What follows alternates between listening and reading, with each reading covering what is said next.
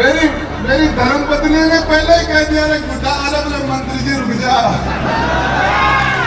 बोले ये मुख्यमंत्री तेरे को टिकाएगा, मेरे तो जेल को लाइसेंस भी रिन्यू करवा को टाइम आतो है।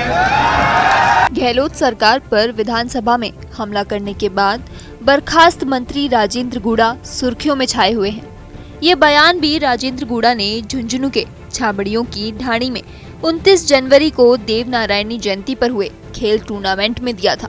मुख्य अतिथि रहे राजेंद्र गुड़ा ने कहा था कि मेरी पत्नी मुझसे कहती है अभी बच्चों की शादी नहीं हुई है, थोड़े नीचे बैठ जाओ, लेकिन मुख्यमंत्री से इतने पंगे क्यों ले रहे हो, वह जेल में डाल देंगे। दरअसल झुंझुनू के उदयपुर वाटी से बसपा के टिकट पर विधायक बने राजेंद्र गुड़ा पहले सीएम अशोक गहलोत के करीबी माने जाते थे। हालांकि मंत्री बनने के बाद अपना मनपसंद विभाग नहीं मिलने पर गुड़ा गहलोत से नाखुश चल रहे थे। गहलोत पायलट के विवाद के बीच गुड़ा ने पाला बदलते हुए पायलट का पक्ष लेना शुरू कर दिया था।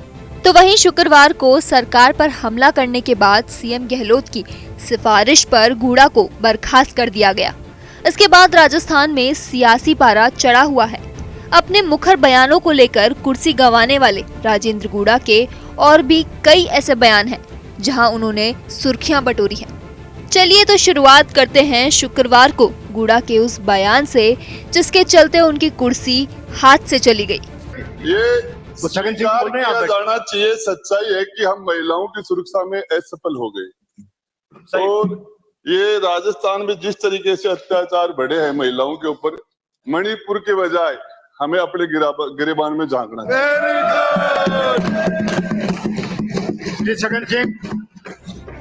अब ये तो थी अपनी ही सरकार को सीख, लेकिन बीते दिनों ही राजेंद्र गुड़ा ने मां सीता को लेकर भी एक बयान दिया था जिसको लेकर उनकी खूब आलोचना हुई थी। राम और श्री राम और रावण दया का दो अद्भुत इंसान, सखी महिला के द्वारा पागल होने निश्चित सुंदरी, जिस महिला के पीछे भगवान राम और रावण पागल हो गए तो उसकी सुंदरता की तो कोई कल्पना नहीं कर सकता। तो सीता माता तो सुंदर थी।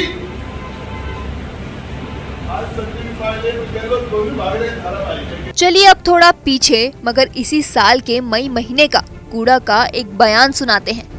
ये वक्त था जब प्रदेश में गहलोत वर्सेस पायलट की सियासत चरम पर थी। राजस्थान का ईमानदार मुख्यमंत्री, अरे किस किस भाजपा के विधायकों को क्या क्या पैसे दिए मुझे पता है।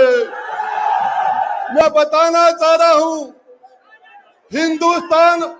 हिंदुस्तान के नेताओं को, जो लोग हमारी राजस्थान सरकार का अलाइनमेंट खराब हो गया है, सरकार का अलाइनमेंट खराब हो गया।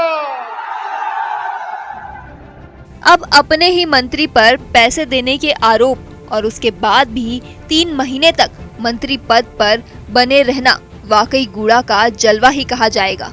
सियासी जलवे के बीच गुड़ा ने एक बार तो सड़कों की तुलना कैटरीना कैफ के गालों से कर दी थी।